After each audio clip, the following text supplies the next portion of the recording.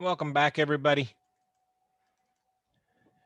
Back to sugars. Let's look at the specific example that's worked out here. We'll do our own example after we look at these two quickly.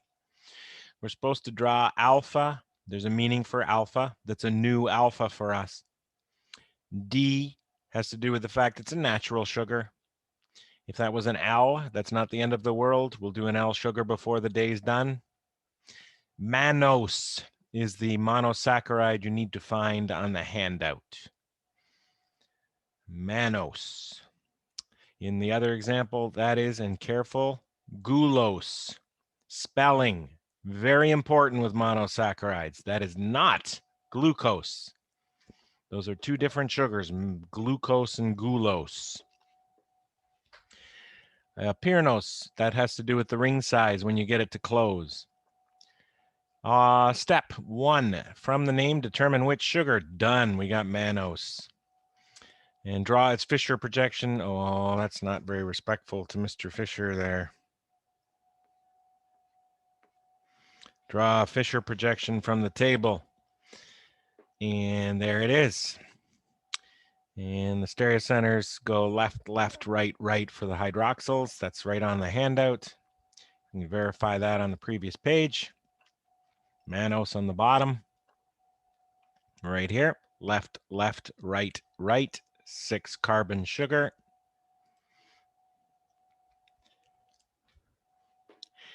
And step 1 is to copy it. 2, draw this icon.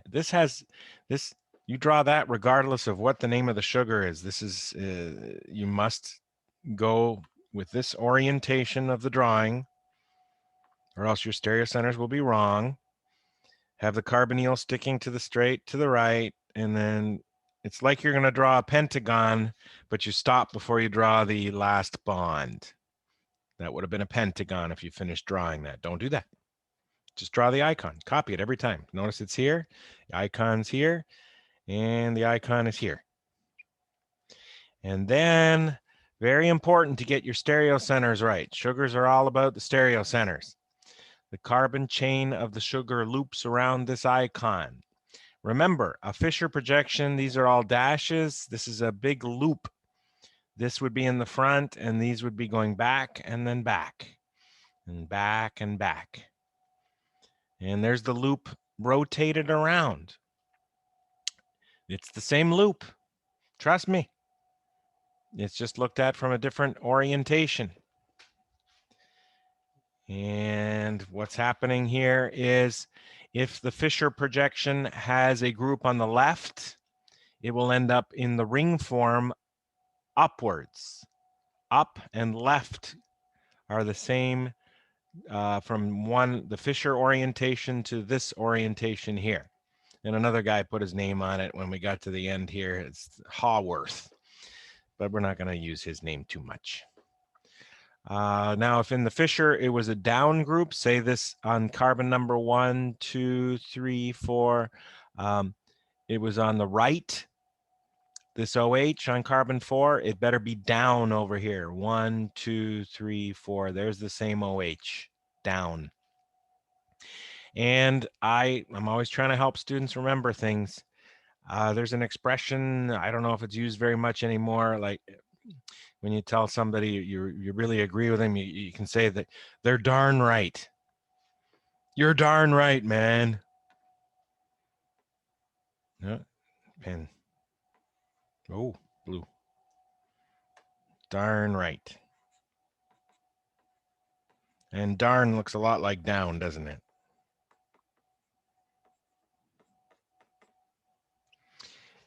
And there's another expression that's still used nowadays. If you have a positive experience, it's an uplifting experience. Uplifting. Doesn't lifting sound like left? Remember, I already confessed I'm an oral learner, so sounds really work for me. I don't know if these things are working for you. Up, left, down, right. Down, right, up, left. Okay. So you get your things onto your icon, and then it's decision time. You have to use the name to figure out how big the ring is. Pyranose, ring size 6. What are the atoms that have to be in the ring? The carbonyl atom, which will become the anomeric carbon, is one of the atoms in the ring. And what ends up attached to it that wasn't attached before is one of the alcohol oxygens. That's what makes the ring. This used to be an alcohol here. What carbon number was it on? Well, remember, the carbonyl is the carbon that has 2 bonds to O all the way through.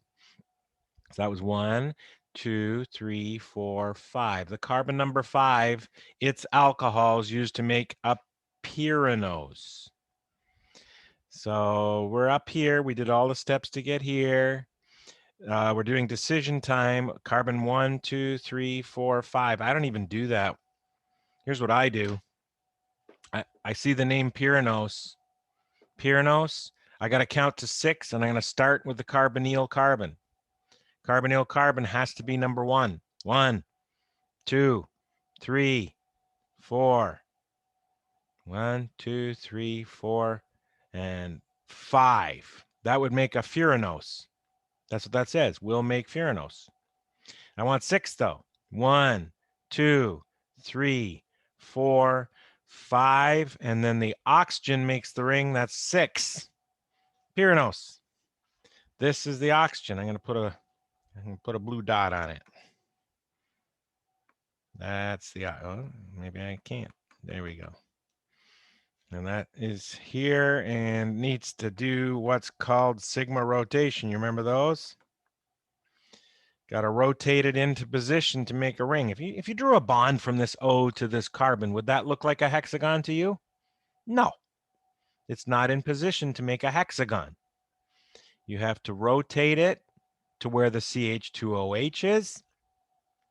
Now, if you drew a bond here, wouldn't this look like a nice hexagon right there? Isn't that a nice hexagon? Was this a nice hexagon if I did this? Heck no, that is a weird looking thing. It's not a hexagon at all. All right. So you're rotating. In this case, you have to rotate that or direction. That's counterclockwise, which means everything on this stereocenter rotates counterclockwise. Sigma rotate, sigma rotate, sigma rotate. And this is not about switching. It's rotation. Do not get that confused with switching groups for stereocenters. Every sigma bond is rotating at all times. All right, now the O is in position. You put a blue dot on it. Blue dot special. Right there. And that puts the CH2OH up and the H down because of this. And now we connect them and make our hemiacetal. How do we know it's supposed to be hemiacetal? Well, when the name ends with ose, that's going to be a hemiacetal. Not to be confused with mannose, where you started. That wasn't a hemiacetal. But that's the name of a monosaccharide. They also end with ose. But if you have a big name with sugar in the middle of it and ends with ose, it's a hemi. And then your last decision after you close the ring is the new direction of a new stereocenter OH. That's right. The carbonyl, when we're done here, is now a new stereocenter. It's the anomeric carbon stereocenter. Do you remember that? Anomeric carbon. And it can be either alpha or beta. Your biology teachers probably gave you an oversimplified definition of alpha. You will have to remind them there's more to the definition that they taught you. And there's examples in nature where their teachings would lead you astray and bad things would happen biochemically. Ooh, sounds ominous.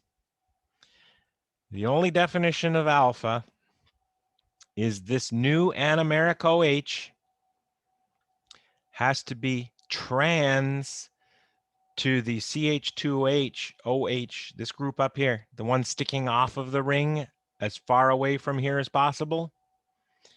One is up. This has to be down. That's trans. Your biology teacher, here's what they said. Alpha means down. That is not the whole story. In fact, that will be blatantly wrong in some examples. Alpha means trans to the CH2OH. Here, our next example is beta, because the name says it was supposed to be beta. Beta means the OH has to be cis. Cis. These two things have to be, oops, not that thing, that's the letter beta. This thing and this thing have to be cis, and that's beta. So I'll leave you to do the steps to do gulopyranose. We could do alpha D fructofuranose, but I'm going to do a new one that you haven't seen before. If we get a new page here, we're going to draw beta D sorbofuranose.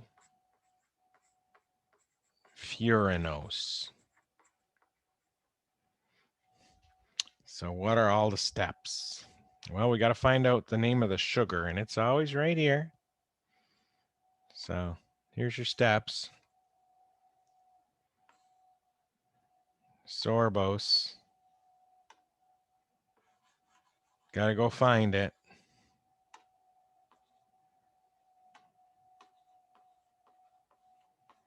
And which sorbose, D or L? It's D. It's right here, D sorbose. What are we going to do if we have to find an L sugar? Good question. And our monosaccharides were here. You've got them printed on a page, save some time. Sorbose is here. It's a ketose, carbon number 2. Have you noticed that all of the ketoses, it's carbon 2 that's the ketone? That helps.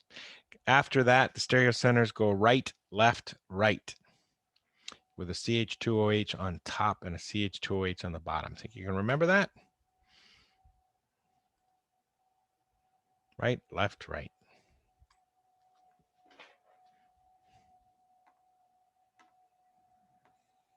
Ketose, CH2OH on top, right, left. Notice I'm not even drawing the H's. There's only one time you need to draw the H is when you're doing that sigma rotation. You know there's H's, right? Okay, so that's the first part of the game is to do that. Second part is to draw this no matter what the sugar is.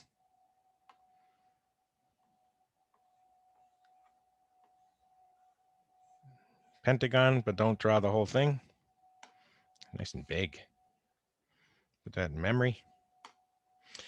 Then how do you do the stereocenters? Well, carbon 3 is a stereocenter. I don't even have carbon 1 on here.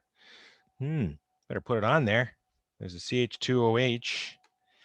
And remember, fissures, the up and down is part of a loop. You've got most of the loop here. Anything extra, you've got to add. So CH2OH here.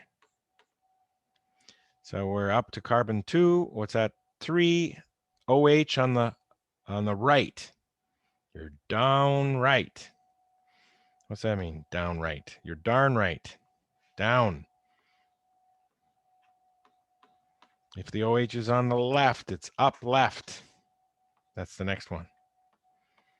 And then we got a darn right. And then we have a CH2OH.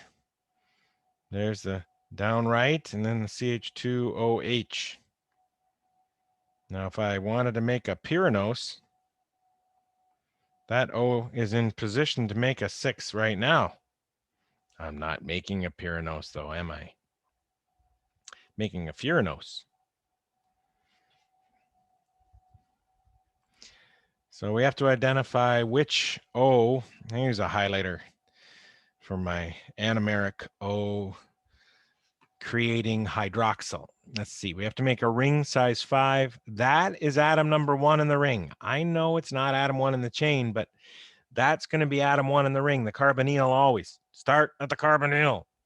1, 2, 3, 4, and to get oxygen on 5, it has to be this one. And we use a yellow highlighter. That one. This is the time I'm going to draw the H on this stereocenter only because it's sigma rotation time. This can't make a bond there. It can't. All these bonds are in the way. It has to be up where the CH2OH is. We need to do sigma rotation. Which direction? Please don't memorize the directions. It has to go right there. Well, that direction happened to be counterclockwise. That has to go there. And the H has to go where this OH was.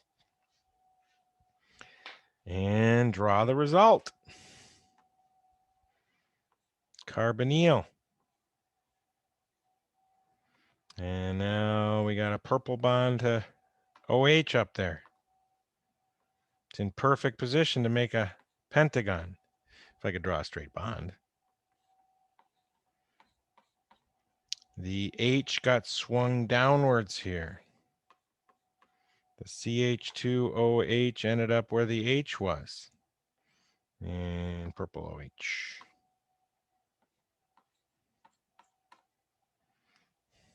And I lost my CH2OH. There. We're in business. We're going to get to our final answer as soon as we connect this to this. And you guys don't have to show me step by step by step. After you've done about your 10th one of these, and you won't be able to do these until you've done about 10 of them, then you can probably get from here to what I'm about to draw because of this, the steps becoming repetitive in your mind. But I'm going to go to what's almost the full final answer right now. Green is going here, here, here, here. And we got purple here with a nice new bond there. Don't draw the CH2OH. And I know I forgot my other OHs. They didn't go away, people. They never went away. We never rotated them. They didn't move. They're still there. My mistake. Forgive me.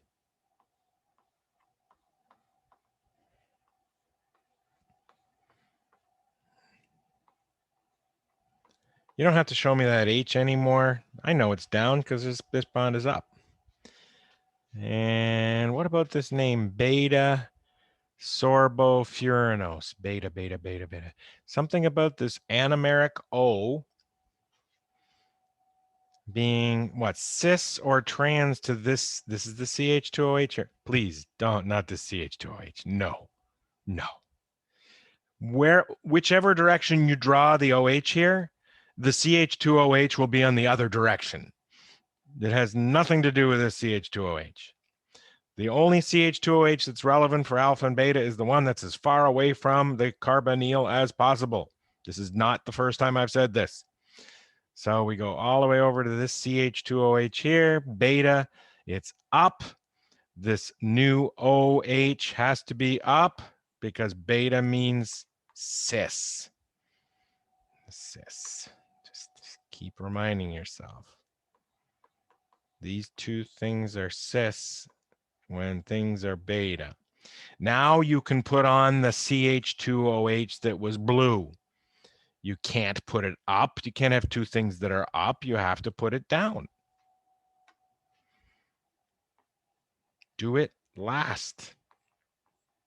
It's the O that was green that was important because in the name, it has to be the right direction.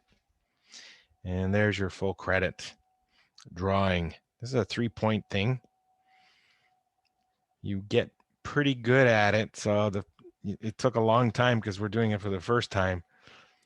But after time, you get much better. We'll do more examples. It's all going to be examples today.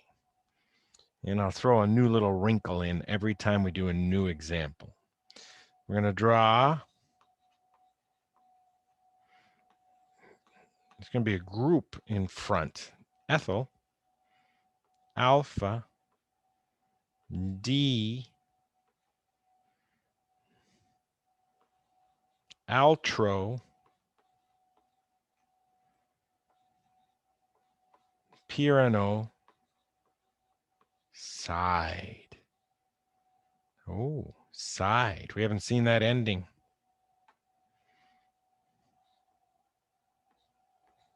Ends with side. That is carbohydrate talk for acetal, not hemiacetal. You remember when it ended with ose? Hemiacetal. What's a hemiacetal?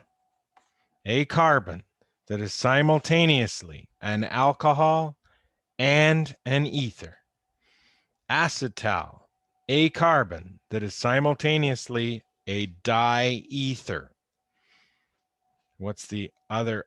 Instead of an OH here, I'm going to tell you right now, it's not this OH, but in this one, it's an OH, but in my next one, that anomeric OH will be an O attached to, you guessed it, ethyl. That would be an ether. So what are all my steps? I'm going to go find altros. I'm going to find the Fisher for altros.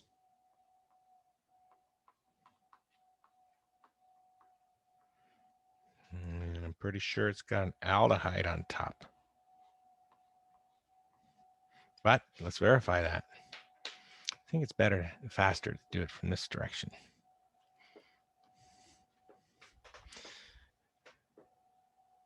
Altros. There it is. Left and then everything on the right. Left, right 3 times.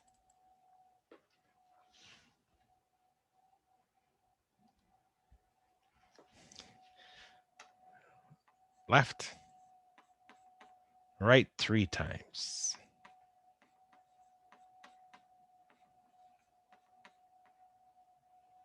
CH2OH there. Doesn't matter which way that OH points, does it? That's not a stereocenter down there. Icon time. Icon time is always the same.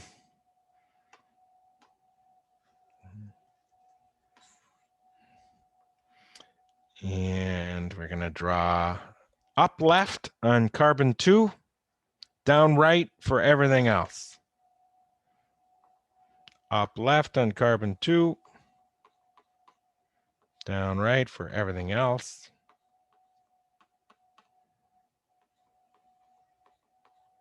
And that gets you to carbon number 5. 1, 2, 3, 4, 5. Remember, Fisher is a big loop that has all the carbons in it, and I only have 5 out of the 6. 1, 2, 3, 4, 5, 6.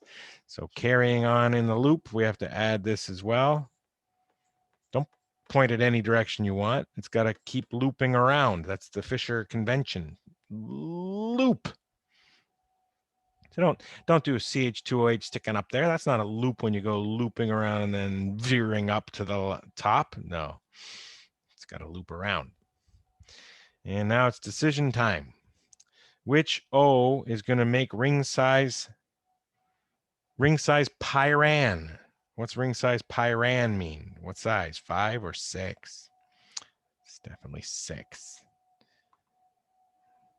And I just want to cut to the chase. It's this O here.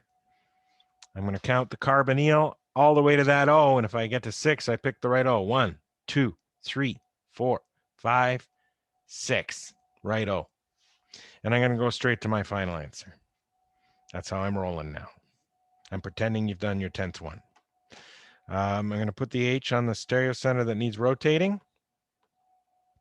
I'm going to rotate it so that O is in position.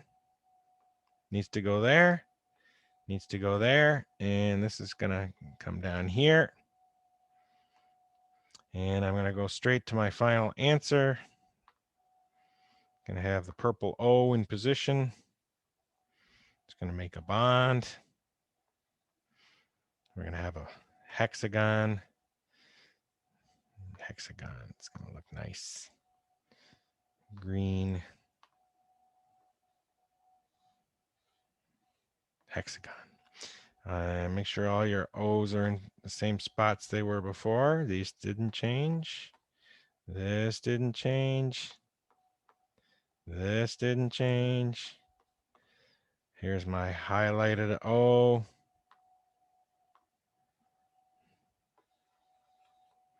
Right there. And we don't have our CH2OH. It rotated up.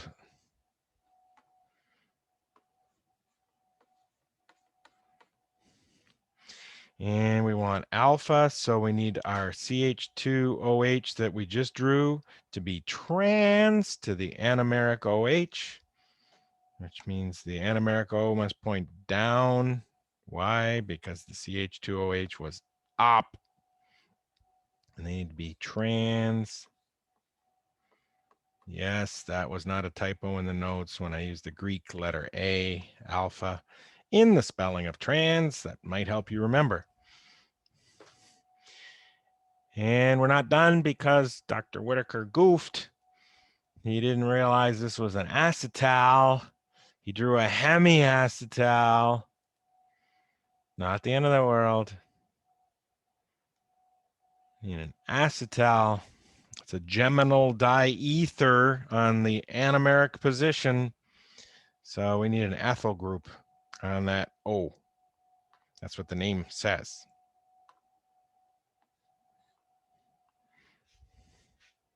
So far, so good. All right. That is a pretty good stopping point. We're going to start by drawing disaccharides on the next page. That's when we do 2 of these in one problem. And not surprisingly, they're worth twice as many points. And we can use any of the alcohols from one sugar to do what the ethyl group did in this sugar. So instead of using ethyl, I could use an OH from, say, this sugar up here to make an acetal. And the name will reflect all of that. So I'll see you very soon.